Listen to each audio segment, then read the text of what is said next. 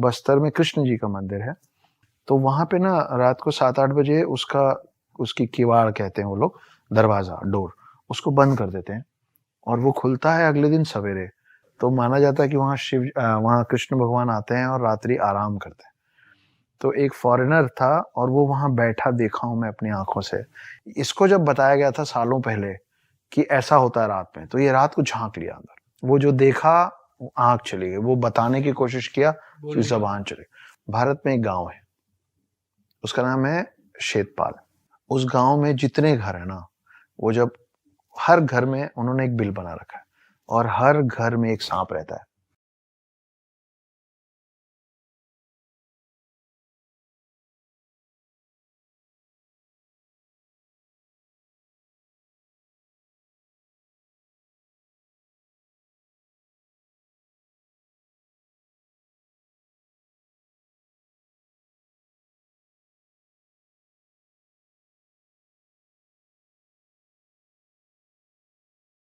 स्वागत है आपका एक नए पॉडकास्ट में। और आज का पॉडकास्ट भी ना बहुत ही ज्यादा इंटरेस्टिंग होने वाला है, क्योंकि आज हमारे साथ जो गेस्ट हैं वो है एक part time author, screen writer, poet, lyricist and a full time house husband. Correct. Akshat Gupta sir. तो शुरू करते हैं पॉडकास्ट। तो पहले तो आप ऐसे अपने हालचाल इन जनरल बता दो, कैसे हो आप, क्या चल रहा है जिंदगी में आजकल। देखो भाई, मैं ऐसा हूँ जैसा हूँ। मैंने किताब लिखी है जिसका नाम द हिडन हिंदू है। उसको बहुत लोग बहुत पसंद कर रहे हैं और 1 साल से भी कम वक्त में हम लोगों ने 1 लाख कॉपीज उसकी क्रॉस की हैं। ट्रिलॉजी है, 3 पार्ट में है। सर वैसे माइंड में एक क्वेश्चन आ रहा है कि ये बुक का नाम द हिडन हिंदू क्यों है, इसके पीछे क्या रीजन है? यार, द हिडन हिंदू, मैं हिंदू हूँ, मैं वैसे ही बड़ा हुआ हूँ। और कईयों ने बोला कि यार नाम कुछ और रख लो, हिंदू वर्ड मत लिखो, कुछ लोग नहीं पढ़ेंगे। पर उस पे मेरा जो तर्क था ना, उस पे मैंने एक कविता लिखी थी, आपको और आपके दर्शकों को बहुत अच्छा लगेगा। कि रुद्राक्ष की माला में भी मैं हूँ, कृपाण कटार और भाला में भी मैं हूँ, श्वेत भी हूँ और शुद्ध भी मैं हूँ, विरुद्ध हो मेरे तो युद्ध भी मैं हूँ, इतिहास में बहा आंसू और खून भी मैं हूँ, अब जो कहे कि तुम्हें मिलेगा वो सुकून भी मैं हूँ, कि इस धरती का मैं केंद्र बिंदु हूँ, प्रणाम मैं हिंदू हूँ। चिता की अग्नि, गंगा का पानी, कब्र की मिट्टी और लोबान भी मैं हूँ, पीर फकीर अली वली सियावर राम का हनुमान भी मैं हूँ, भोला हूँ सरल भी, तुम्हारा मित्र भी मैं हूँ, घोल भी दूं तुमको और घुल भी जाऊं तुम में, कुछ ऐसा चरित्र भी मैं हूँ, इस धरती का मैं केंद्र बिंदु हूँ, प्रणाम मैं हिंदू हूँ। प्रणाम का भाव भी मैं हूँ, आक्रमण का घाव भी मैं हूँ, सहनशील स्थिर और शांत भी मैं हूँ, देवभूमि भारत का हर प्रांत भी मैं हूँ, शक्ति भक्ति और ना थकती क्रांति भी मैं हूँ, तूफान हूँ और तूफान से पहले की शांति भी मैं हूँ, इस धरती का मैं केंद्र बिंदु हूँ, प्रणाम मैं हिंदू हूँ। इसलिए द हिडन हिंदू। बहुत सुंदर, अति सुंदर। तो ऐसे कई अनगिनत बहुत ही जादूगरी मंदिर हैं हमारे देश में, अजब गजब। जैसे अभी रिसेंटली मैं 10-15 दिन पहले खजुराहो गया था। खजुराहो लेट फर्स्ट था। खजुराहो है मध्य प्रदेश में, और आमतौर पे ना हमारे सब लोग खजुराहो को एक ही काम से जानते हैं। वहाँ के मंदिर में काम सूत्र वाले बड़े सारे पोज बने हुए हैं, वो म्यूरल्स और स्टैचूज बने हैं, तो लोगों को लगता है कि बस वहाँ वही है। तो मुझे भी जब पहली बार फोन आया कि खजुराहो लेट फेस्ट, तो मैं बोला कि चलो, बड़े साल से सुन रहे थे कि काम सूत्र वाले सब वो बने हुए हैं, देख आते हैं। जब मैं वहां पहुंचा तो वहां पे एक महामंतेश्वर करके एक मंदिर है, उसमें मैंने उतना बड़ा शिवलिंग आज तक देखा नहीं था, ह्यूज। और वो जो शिवलिंग था ना, वो हर 2-3 साल में 1 इंच बढ़ जाता है, वो बढ़ रहा है, वो लगातार बढ़ रहा है। और मुझे उन्होंने तस्वीर दिखाई कि जब ये छोटा था तो कैसा था। मुझे क्लियर उस तस्वीर में साइज और साक्षात जो साइज दिख रहा था उसमें फर्क दिख रहा था, और थोड़ा बहुत नहीं, मतलब ऐसा फर्क। अभी कितना है करंटली? वो है लगभग 7-8 फीट। मतलब इस रूम की हाइट जितना ऑलमोस्ट। जी, मतलब आप ये मानिए कि जिस स्पीड से वो बढ़ रहा है, आने वाले 50-60 साल, मैक्सिमम 100 साल में वो उतने साल पुराना बना हुआ जो उसका रूफ है ना, वो टच कर देगा। अच्छा। फिर मैं जिस जगह पे पैदा हुआ हूँ उस जगह का नाम है अंबिकापुर, डिस्ट्रिक्ट सरगुजा, छत्तीसगढ़। छोटा सा कस्बा है। वहां की एक सच्ची घटना बताता हूँ मैं। एक किसान आदमी था, वो एक दिन सोया और उसको सपने में आया कि हनुमान जी उसको बोल रहे हैं कि मेरे को निकालो यहाँ से, मैं फंसा हुआ। तो किसान आदमी वो अगले दिन कुल्हाड़ी खरीदा, उसको कई बार सपने आए मतलब रेगुलरली। तो वो कुल्हाड़ी खरीदा, उसको एग्जैक्टली मालूम था क्योंकि वो हर दिन सपने में उसको उस रास्ते से ले जाया जा रहा था। वो पहुंचा और उसने एक पेड़ को एग्जैक्ट एक पॉइंट से काटना चालू किया। तो सब लोग आए पीछे, बोले क्यों, क्या कर रहे हो, पेड़ क्यों काट रहे हो? तो बोला वो इसमें हनुमान जी फंसे हुए। तो बोले हट, पागल हो गया, डिस्टर्ब हो गया। जैसे मांझी के लिए बोलते थे ना, मैं पूरा पहाड़ काट दूंगा। हाँ हाँ हाँ। तो सब बोलने पागल हो गए। उसने काटा, फिर संभाल के साइड से काटा। उसके अंदर सही में हनुमान जी की एक मूर्ति निकली है और वो मूर्ति हर साल बढ़ती है। मैं अपने आंख से देख के आया हूँ। वहां इतनी भीड़ होती है, इतनी भीड़ होती है। अब वो हो गया है लगभग 8-9 फीट का, और जब वो निकला था 2-2.5 फीट का था। वो सब ऐसे भी बढ़ रहा है और ऐसे भी बढ़ रहा है। आप सोचो। ऐसे ही एक कमाल का मंदिर है बस्तर में। बस्तर में कृष्ण जी का मंदिर है। छोटे में गया था जब हम हॉस्टल में थे, आई थिंक 8th या 9th में था मैं। तो वहां पे ना रात को 7-8 बजे उसकी किवाड़ कहते हैं वो लोग, दरवाजा, डोर, उसको बंद कर देते हैं और वो खुलता है अगले दिन सवेरे। और रात में ना उसके अंदर भगवान जी के लिए बेड लगता है, और बेड बिल्कुल प्लेन ऐसे अच्छे से करके रखा रहता है। और सुबह जब मंदिर खुलता है ना तो वो पूरा छिन्न भिन्न रहता है। तो माना जाता है कि वहाँ कृष्ण भगवान आते हैं और रात्रि आराम करते हैं। तो एक फॉरेनर था और वो वहां बैठा, देखा हूं मैं अपनी आंखों से। यही सब है ना, जब आप ये सब देखते हो ना तो आपका विश्वास, आपका भरोसा बढ़ता चला जाता है। एक फॉरेनर वहां बैठा होता है, जैसे कई होते हैं ना हरे राम हरे कृष्ण, तो ना वो बस बैठ के ऐसे करता था। तो वहां जो गाइड वाइड लोग थे वो बोले कि सालों से यहाँ बैठा है। इसको जब बताया गया था सालों पहले कि ऐसा होता है रात में, तो ये रात को झांक लिया अंदर कि मेरे को देखना है क्या होता है। तो ये देखा तो ये बहुत डर गया। किस बात से डरा? अब अगले दिन ही ट्राई टू टेल कि मैं रात को क्या देखा, तो वो बोल नहीं पाया। वो आज तक बोल नहीं पाता है। आपने उस अंग्रेज को देखा मैंने है? उस आदमी को देखा है, उसकी आंखें नहीं है। वो जो देखा वो आंख चली गई। वो बताने की कोशिश किया कि जबान चली।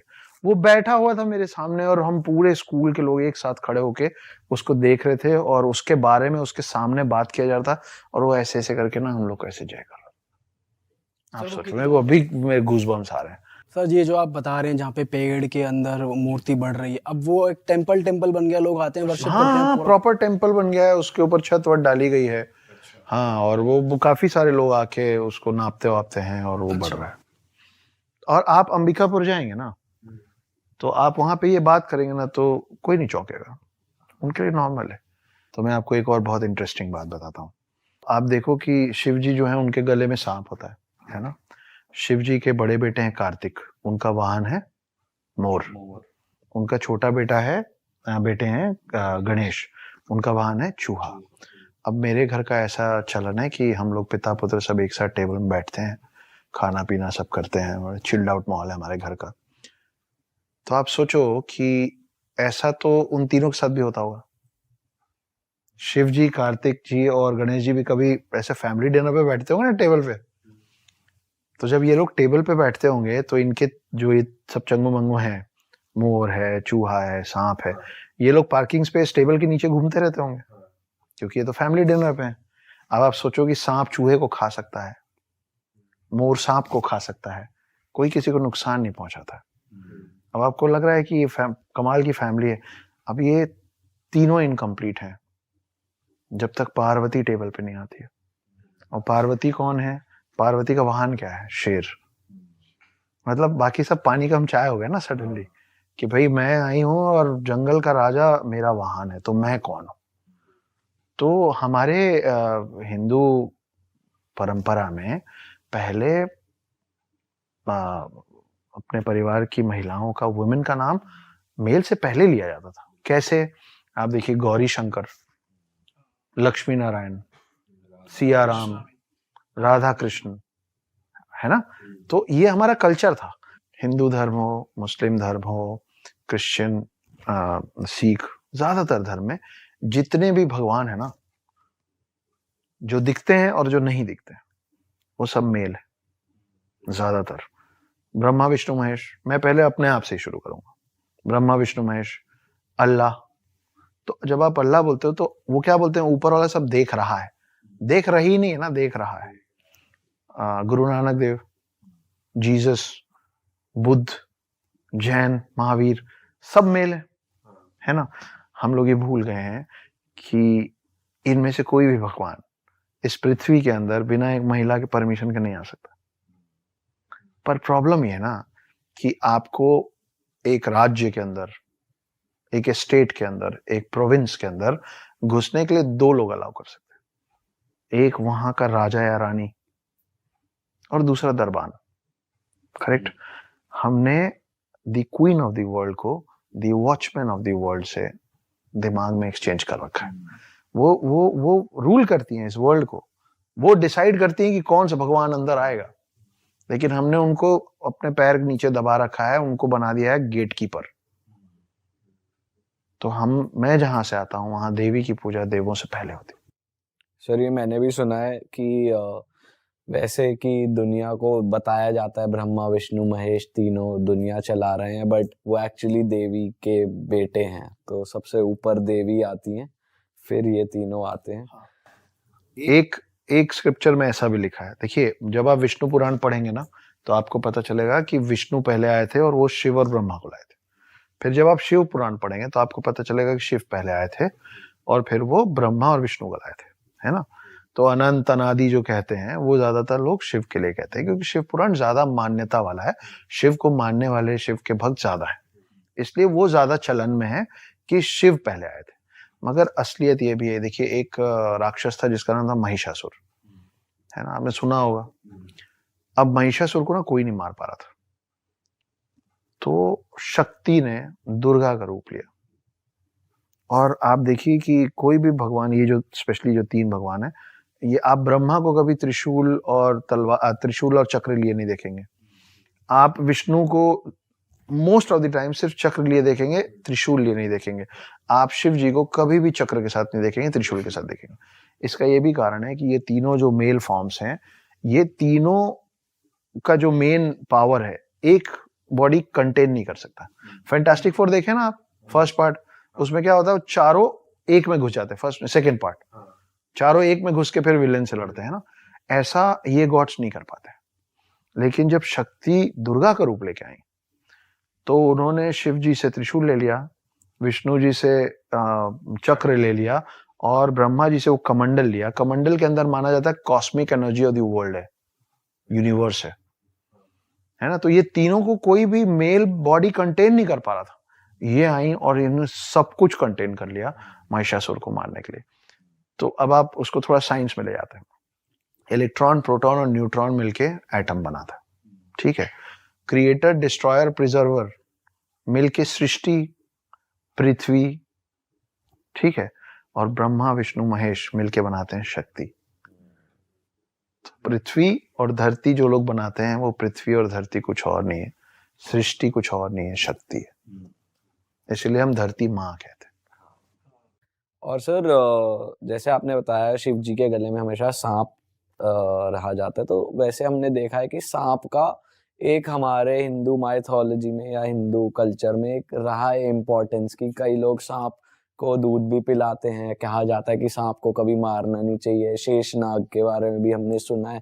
सांप से रिलेटेड बहुत सारी वो है कि हमने कुछ वैसे भी सोचा है कि वो अपनी तस्वीर वो कर लेता है, वो तुम्हारे पीछे आएगा। तो सर सांप बड़ा एक इंटरेस्टिंग टॉपिक है, इस पे कुछ बताओ आप क्या जानते हो। साथ ही साथ थोड़ा उस बारे में भी जो इच्छाधारी नाग होते हैं, ये तो हमने पिक्चर में ही सुना है, देखा है कि वो जनरेशन बाय जनरेशन और अगले जन्म में मतलब वो लोग जिंदा रहते हैं, वो अमर हैं। तो उस बारे में थोड़ा ओके, मैं इसको शुरू यहाँ से करता हूँ कि आपका पहला सवाल क्या था? सांप इन जनरल। तो आपको मैं फिर Bharat, this is incredible India. Bharat में एक गांव है, उसका नाम है शेतपाल। शेतपाल उस गांव का नाम है। उस गांव में जितने घर है ना, वो जब हर घर में उन्होंने एक बिल बना रखा है और हर घर में एक सांप रहता है।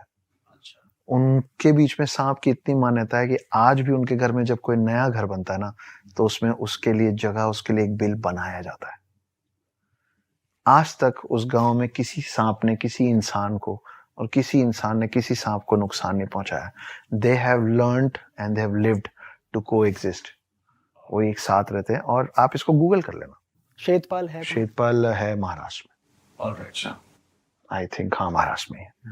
और मैं वहां गया हूँ, छोटे तो छोटे आपने देखा है मतलब? मैंने घर देखे, और हर घर में, एंड व्हेन आई से हर घर, वो बोलने वाला नहीं, लिटरली हर घर में। मतलब जैसे हम लोग घर बनाते हैं ना, तो हम ईशान को छोड़ के रखते हैं क्योंकि हमको वहां मंदिर बनाना होता है। इस गांव के हर घर में एक बिल बनाया जाता है एक सांप के लिए।